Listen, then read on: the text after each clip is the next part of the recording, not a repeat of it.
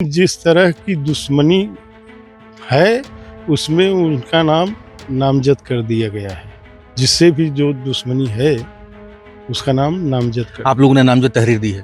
हाँ, कुछ चर्चाएँ थी कि धनंजय सिंह को लेकर के भी, तो इसीलिए मैं तो कह रहा हूँ वो क्या कहना चाहते हैं आप? इसीलिए मैं कह रहा हूँ कि किसी को बेवजह हम लोगों को बदनाम करने के लिए किसी को ढाल मत बनाया जाए।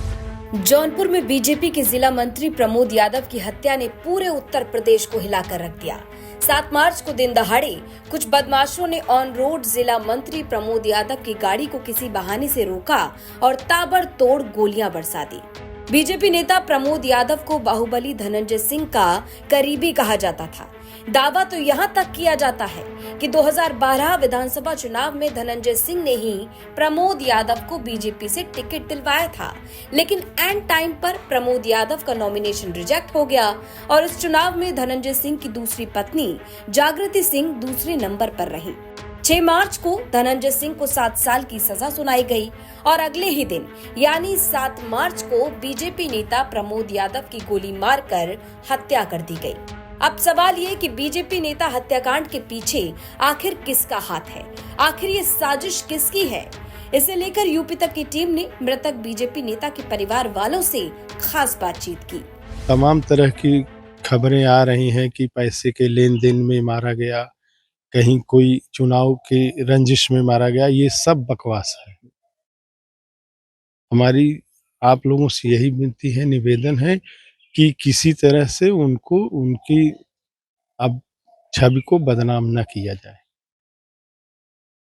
अ, कुछ चर्चाएँ थी कि धनंजय सिंह को लेकर के भी, तो इसीलिए मैं तो कह रहा हूँ वो क्या कहना चाहते हैं आप? इसीलिए मैं कह रहा हूँ कि किसी को बेवजह हम लोगों को बदनाम करने के लिए किसी को ढाल मत बनाया जाए। हम लोग यही चाहते हैं कि जो सच हो वो सच उजागर किया जाए। आप लोगों ने एफआईआर दर्ज कराई होगी, तो क्या किसी का नाम है, कोई दुश्मनी किसी से रही हो? राजनीतिक क्षेत्र में थे प्रमोद जी, तो क्या उसको लेकर के किसी तरह का आप लोगों को उन्होंने शेयर किया हो कि इस तरह की कुछ धमकी मिल रही है या इस तरह का कुछ कोई बातें करते थे आप लोगों से वो? इस तरह की कोई बात तो नहीं करते थे, लेकिन जिस तरह की दुश्मनी है, उसमें उनका नाम नामज़द कर दिया गया है। जिससे भी जो दुश्मनी है, उसका नाम नामज़द कर आप लोगों ने नामज़द तहरीर दी है। हाँ, अज्ञात में। अच्छा, तो आपको लगता है कि वो वही हमलावर रहे होंगे जिन्होंने घटना को अंजाम दिया?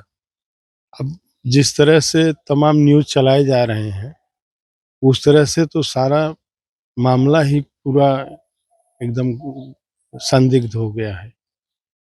नहीं, आप लोग क्या कह रहे हैं? आप लोगों को क्या लगता है कि इस घटना की वजह क्या रही होगी? बाकी चीज़ें तो अलग हैं, जो सोसाइटी में फ्लो कर रहा है वो तो अलग बात है। आप लोग चूँकि भाई हैं आप, तो आप क्या कहना चाहते हैं और सरकार से क्या माँग है? हम लोग अगर ये सब जानते ही रहते, तो इस तरह की कोई घटना ही नहीं हो पाती, पहली बात। दूसरी बात ये है कि सरकार उनकी खुद की है, माने वो यहाँ से इतने माने प्रसिद्ध नेता थे यहाँ के, रारी के, तो सरकार को खुद ही सोचना चाहिए कि माने जो कार्यकर्ता, जो नेता उनके लिए अपनी जान भी न्यौछावर कर सकता है, तो सरकार क्या कर रही है उनके परिवार के लिए? आप लोगों को इंतज़ार है इस बात का? हम लोगों को बिल्कुल इंतजार है इस बात। मृतक बीजेपी नेता प्रमोद यादव के भाई ने बताया कि हत्याकांड की एफआईआर नामजद दर्ज करवाई गई है। मतलब जिस पर परिवार को शक है, उसी का नाम पुलिस के सामने दिया गया है और एफआईआर उसी के नाम पर दर्ज कराई गई है। हालांकि कैमरे के सामने परिवार वालों ने कोई नाम नहीं लिया, लेकिन जिस पर शक है उसके खिलाफ नामजद एफआईआर दर्ज कराई गई है।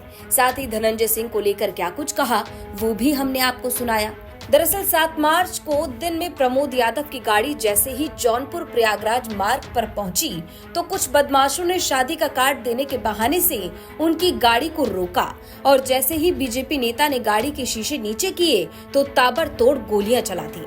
अब इस हत्याकांड के पीछे मास्टरमाइंड कौन है, ये सवाल लगातार बना हुआ है और हर सवाल का जवाब अब खुलासे के बाद ही पता चल सकेगा।